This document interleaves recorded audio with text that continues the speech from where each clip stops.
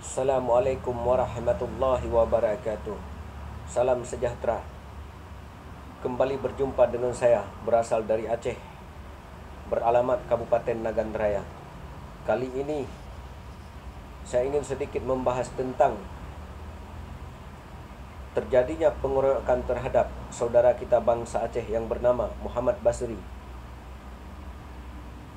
Akhirnya meninggal dunia, sebagaimana Muhammad Basri dituduh sebagai pencuri motor di daerah Tangerang, Jawa, sehingga dia meninggalkan luka yang paling dalam anak dan istrinya. Maka dalam hal ini, marilah kita, adik-adikku, saudara-saudaraku, sahabat-sahabatku yang ada di perantauan, khususnya kepada warga Aceh, mohon menahan diri, jangan melakukan tindakan melanggar hukum untuk sementara ini. Dikarenakan kita harus percaya kepada pihak yang berwajib, biarlah pihak kepolisian yang akan menangani persoalan ini. Karena dalam hal ini, sebagaimana kita ketahui bahwa Basri itu adalah membeli rokok. Dia menurut berita sebagai supir kargo. Jadi namun tiba-tiba dituduh sebagai maling.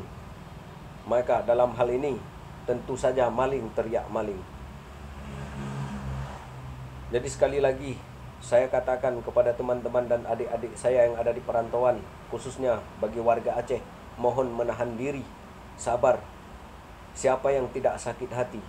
Saya selaku warga Aceh, berdarah Aceh, berbangsa Aceh, juga merasa sakit hati dengan apa yang dilakukan oleh mereka terhadap bangsa kita yang tidak bersalah, sehingga menewaskan warga Aceh.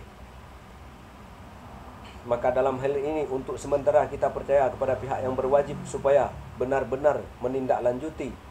Seharusnya memang harus hutang nyawa itu dibayar dengan nyawa, karena orang yang dibunuh itu tidak punya salah apapun, bukan pencuri, bukan maling. Kita ketahui bahwa memang luka lama belum sembuh, namun menimbulkan luka baru.